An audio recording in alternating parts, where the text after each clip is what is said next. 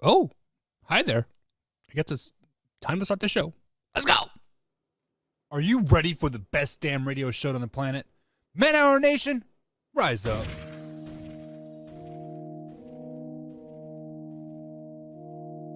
You don't want to be every time, no.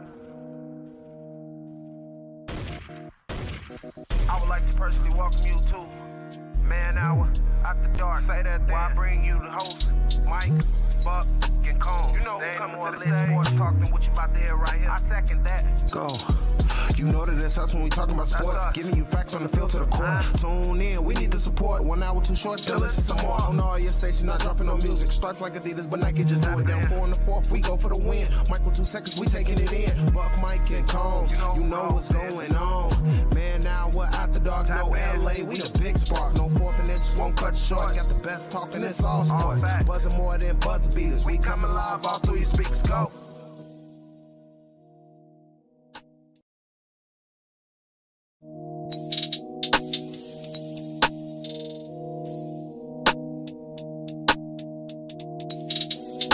And what is up, Man Hour Nation? Michael Buckhouse here with the Man Hour. Be sure to head over to manhourradio.com. Check out that merchandise page. We got the Beastie merch. We got the Team Buck merch. We got the Man Hour original logo team merch over there as well. And the new school, as Combs here says, gay logo. Look at that, man. That is fire. Look at that sexy logo right there. Some Man Hour, some School of Rock action, the microphones of the crown, Man Hour Sports Talk. That shirt is out there right there at manhourradio.com as well. Check it out, guys. It is beautiful, beautiful times over there at manhourradio.com. Of course, you got the blog section happening as well. We got the new blogs dropping almost every day. No, there is a blog every day, but between 1 and 5, sometimes 7, depending on how gratefully my fingers decide to move that particular morning. Bada bing, bada boom, they're out there. But if you guys are going to miss any part of the show whatsoever, you can also find us on iTunes, Spotify, and of course, iHeartRadio. We are in the iHeart Music Radio Podcast Awards, guys. So stay tuned to that. We should find the winner here in the next week or two. See, we are a finalist in the Best Comedy Sports Podcast. Apparently, we're funny. Apparently, I'm a funny individual, guys. But I'm going completely off the cuff tonight. Beastie Combs will be MIA as he is handling some father-in-law and stuff. So get well there. So big prayers to Michelle's dad, guys. Keep him in your thoughts and prayers tonight as, hopefully everything works out for the best for Combsy and his family over there. But Major League Baseball is officially back. 99-day lockout did not go into 100. They are expected to play 162 games here, which is kind of mind-boggling to me, but whatever. This begins April 7th, so guys, about a month. We are exactly like 27 days away. Bada bing, bada boom, baseball's back. Pretty excited about that. So really, was it April 7th, basically the start week? I guess like we had some games in March or whatever, but April 7th is the first baseball coming back. Pretty excited about that. NFL free agent market is going crazy right now. Khalil Mack, Carson Wentz, Russell Wilson, Aaron Rodgers. Who is next? Patrick Mahomes to the Bears? Who knows? Let's slow it down, baby. Slow it down, baby. But guys, this is Michael Buckhouse. You can find me on the old Twitter machine at manhour_buck. Let me pop the old thing up there at manhour_buck on the old Twitter machine. You guys can find us there live, raw, and uncut, as always. If you're new here at youtube.com/man, I'll be sure to hit that like button, hit the subscribe button, and share this with a couple friends as well. We also live on Apple TV and Roku TV every Monday through Friday, 8 a.m. to 10 a.m. East Coast time. And then again, we have a new show for you guys at 3 p.m. to 5 p.m. East Coast time as well, right there on Apple TV. So simply search for Belly Up Sports on the old Apple TV there, and bada bing, bada boom, it is there. So let's talk some baseball, guys. My man Beastie isn't on tonight, so bear with me as I am that quote, that casual fan, that quote kills the game, right, Combsy? But whatever with that. We'll digress. But the baseball lockout has officially ended as the Major League Baseball owners voted unanimously to ratify a new collective bargaining agreement agreed upon Thursday, this afternoon, ending the league's 99-day lockout, and they are salvaging the 162 game season that would begin April 7th, just like I said. Rod Manfred said, and I quote, "I am generally thrilled to say that Major League Baseball is back, and we're going to play 162 games. I want to start by apologizing to our fans. I know the last few months have been rough." Bullshit. Like, if you can read bullshit, it is right there. What does he say? "I want to start by apologizing to our fans." You were absolutely falsely by that, because if you wanted to really include the fans into your statement, you would have said that first. But I want to start by apologizing to the fans. Come on, Rob Manfred. We know that you are simply saying that just to save face for the casual fan like myself. And Soup Boss has said, Soup Boss said he was not going to watch another regular season baseball game. I will still be watching as much baseball as I can while I'm at work and at home and coaching T-ball. That's right. Coach Buck here, head coach, T-ball coach, 5 and under group here. Let's go, baby. Let's go. But with all that being said, this is the second longest work stoppage in the game history. Spring training will open on Sunday. Free agent sightings can start right now.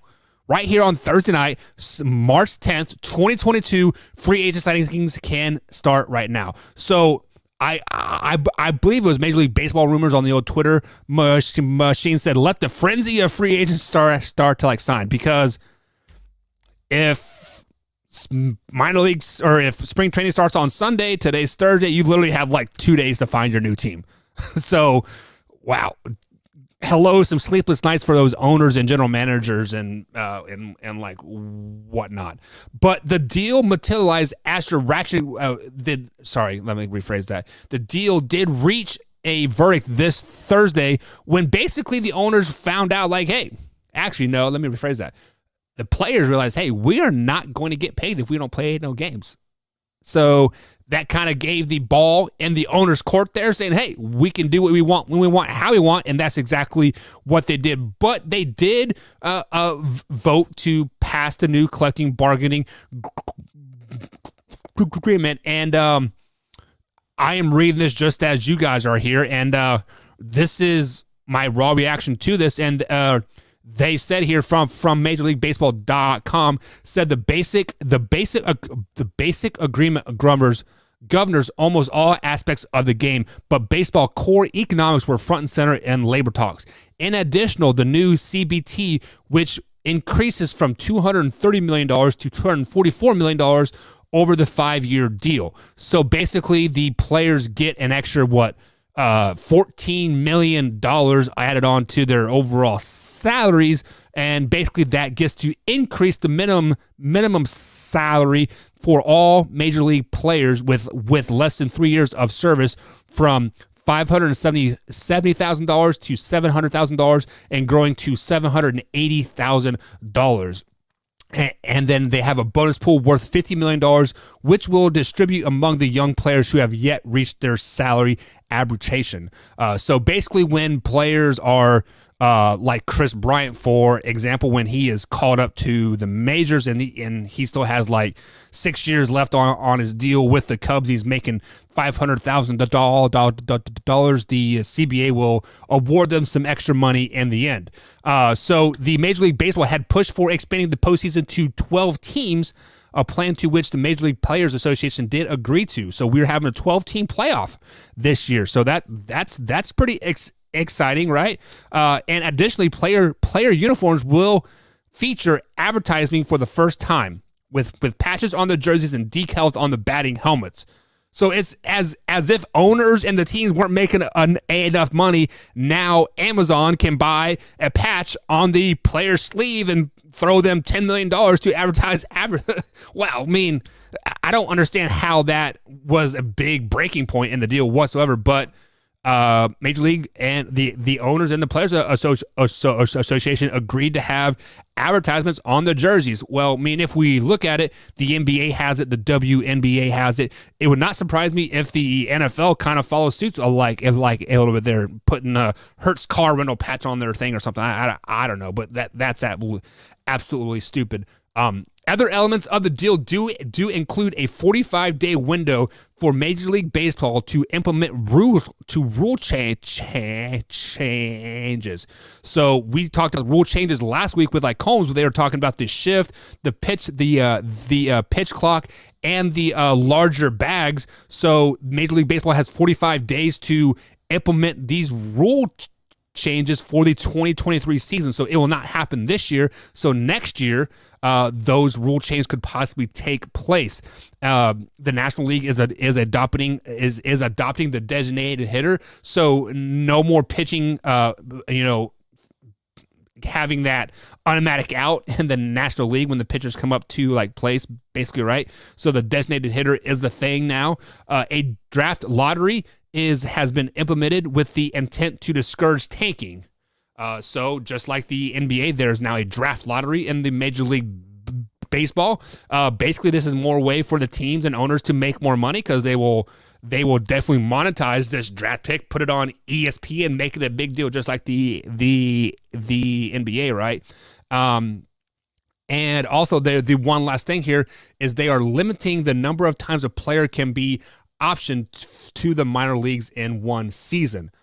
So I believe that is being able to call up and push them back down and all that stuff to basically reset their contract with the team, just because like with the arbitration thing, like you are basically signed a team where 7 years is like 7 years of playing time, but that's in the major leagues. It's not a part of the minor leagues. So many teams would just like push you back down to the minor leagues when you would get to that point, and then bring you back up, and being whatever. So that's kind of a minute point. So basically, the one thing that the players were pushing at that we were all worried about was the minimum salary bonus, and that was bumped up to $780,000 with the $50 million pool distributed among young players. So that was a big win for them, because I believe they're going for $750, and then bada bing, bada boom. Hey, here's $30 extra $1,000 to sweeten the pot there. But to pay for that, we now have branding on helmets. We have branding on jerseys for businesses like Amazon and Hertz and all that other stuff, Ford and Chevy. And it's going to be a billboard on your jersey now. Basically, they have a draft lottery now to discourage tanking, which I mean, it's hard to tank in baseball, and the baseball draft is like 100 round anyway, so that doesn't really matter to me one way or the other. But the designated hitter, that's a big deal. Combs is all about the designated hitter, so I'm anxious to see what he says on that tomorrow on the morning show. So if you guys do not know, we do a morning show every Monday through Friday at 6 a.m. right here at youtube.com/man hour. And yeah, I will have Combs on about 7 o'clock on the old telephone, and we'll talk about this designated hitter thing. But guys, we're going to talk some NFL free agency coming up right here after the break. Guys, we'll be right back here on a short man hour tonight, so buckle up. We got about 10 minutes left and the show, so we'll be right back after this. Maybe, I think Tori's supposed to be on. We'll see. We'll be right back. Where's it at? There it is.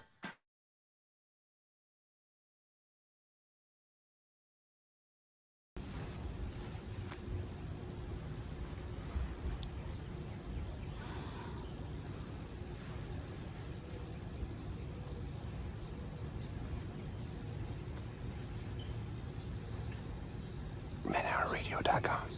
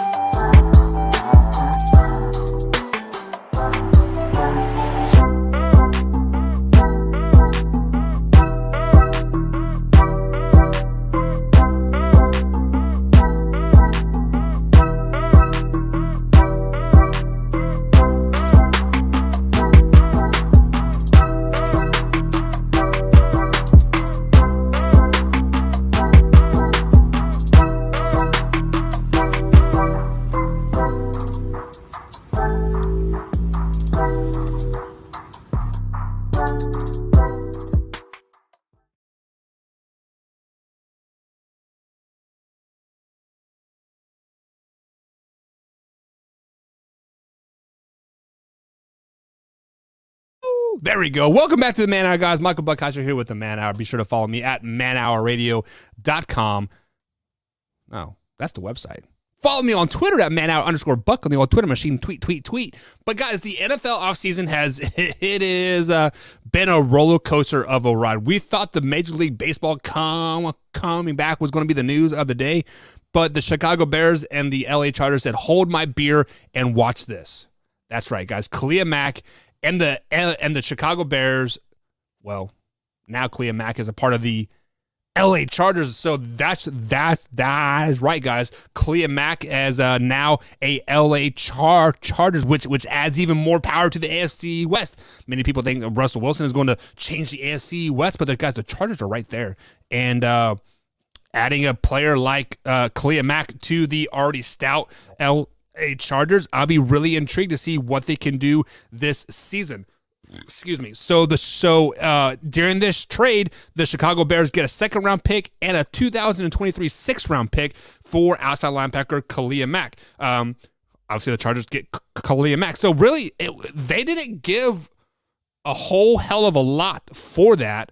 And if we want to flash back, 3 or 4 years ago, when the Bears got Khalil Mack, it was like 2 first-round picks and this and this and this. They basically gave the whole house for Khalil Mack, and now they're getting a second-round pick out of it. Like, that is absolutely crazy to me. So definitely, the Chargers get an A+ in this trade because I think Mack is still has a lot of left in the tank still, and the Bears kind of just like I think they get a D. Like, they definitely failed this trade. Why would you want to get a second and a sixth-round pick? That's basically saying, here, have my garbage, and then bada bing, bada boom, we find a dime and ring in it here. But basically, guys, the LA Chargers are trying to maximize the window with Justin Herbert because we see it and we hear it all the time. The fact is that teams are now built to win on these rookie contracts. The way the quarterback market is going right now, with Aaron Rodgers getting that $43 million deal, Patrick Mahomes getting $40 million a year, Dak Prescott. Basically, the next quarterback up is going to be the next highest paid quarterback in the end. So you have to build a team around yourself right now with good talent, and then bring a great quarterback in and maximize those rookie deals. Because like a player like Justin Herbert is only making a couple $1 million a year. I think he's only making like $6 or $7 million a year, and when his rookie deal is up in 3 years, he is going to warrant that next big contract because he is a very, very good quarterback in the end. But if you look at the Chargers right now, they are built to win.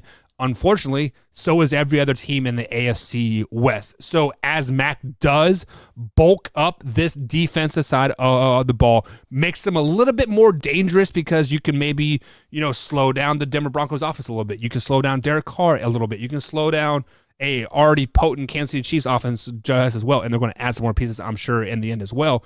But truth be told is at the end of the day, this doesn't make that much sense.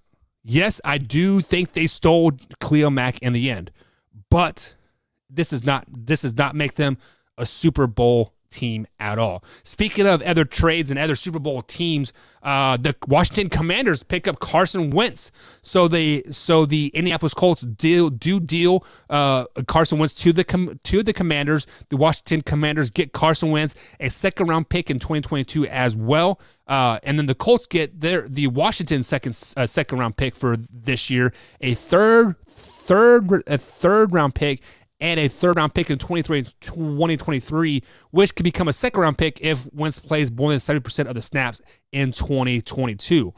So the Colts were looking to move from Wentz for whatever reason. We talked about this a little bit yesterday with like Combs on the air, where he had 27 touchdowns and 7 interceptions this last season. Pretty good numbers. Didn't play the first 5 games of the season. Basically broke his legs in half with those two sprained ankles. But Carson Wentz has been such a roller coaster of a ride. He's either really, really up or really, really down. So the Colts needed that steady quarterback, and maybe they find it in free agency. Maybe Jimmy G is in the work. Maybe Watson is in the works. Maybe somebody like Jacoby Brissett could come back to Indianapolis as well. But when we look at these trades here, I think it's kind of a wash, because I think the Washington Commanders are just hoping that Carson Wentz can maybe be a placeholder for Heineke just to get a little bit better, and because they did sign him to a 4-year deal, like $10 or $12 million, like after that playoff game versus the Bucs, and he played all last season. Didn't lead them to the playoffs by like any means, but definitely didn't play bad. So I am wondering if Tyler Heineke is going to be the starter or if Carson Wentz is going to be the starter, because if we flash back to last year, the Commanders did bring in Ryan Fitzpatrick in to be the starter. He played 2 snaps and then got hurt, and then Taylor Heineke obviously came in and finished out the season. So is Carson Wentz to be there to be a backup and a mentor to Heineke, or to become a starter? Only time will tell. But if Carson Wentz is there to be a backup, I think he's going to be a cancer on that team, and it's going to really hurt Washington in the end. So just to go over some trades that have already happened, right? Russell Wilson to the Denver Broncos for Drew Lock, Noah Fant, and Shelby Harris, which is a really good young defensive lineman. He goes to the Seahawks, and the Broncos obviously get Russell Wilson in a fourth round pick. And then, of course, we got Aaron Rodgers signing that massive $250 million 4-year deal here. But some underlining things here is Titans outside linebacker Harold Landry III just signed a 5-year, $87 million deal as well. I didn't think Landry was worth that much money, but obviously the Titans see something that like I don't. So only time will tell for that to see if that will pan out for them, because they do got some other players that are going to be coming up need to be replaced. King Henry is like over that hill, and as a running back shelf life, he is starting to digress a little bit. They're looking to move from Ryan Tannehill as well, so we'll see how this contract affects them in the end, getting some big name free agents. The LA Chargers also extend Mike Williams to 3 years, $16 million. That was absolutely stupid. But we digress from that because there are free agents out there like Allen Robinson II and Amari Cooper that could have used some that money. Obviously, Mike Williams thinks he's a top 10, top 5 receiver in the league. I don't think so. Actually, he may not even be top 15, to be totally honest. But that is some of the free agent moves that have been happening this year. I was hoping to get Tori on. Maybe I'll get Tori on tomorrow or in the morning. And we will talk about some of these trades and like how they affect the draft moving forward, because we do see a lot of defensive players getting moved. Khalil Mack, Bobby Wagner has been cut by the Seahawks, right? So with these teams moving on from these players, do they think that this year's draft is loaded with linebackers and edge rushers and secondary players? I think this is the best defensive class that we've seen in a very, very long time. We will probably see at least 5 of the top 10 players be edge rushers, like in the end. So only time will tell with that. But guys, we are up against the break here on Man Hour. Sickly just recording a half hour tonight because I got to get to work. And we will be live, raw, uncut tomorrow morning at 6 a.m. East Coast time, full 2 hours right here on youtube.com/Man Hour. Or if you're going to miss that, check us out on bellyup.tv, Apple TV, and of course, Roku TV as well. All the good stuff is over there, guys. So sit back, relax, and enjoy. We'll see you guys tomorrow, 6 a.m. Actually, it's probably about 6:15 East Coast time, a.m. right here at youtube.com/Man Hour, guys. Have a great day. We'll be back.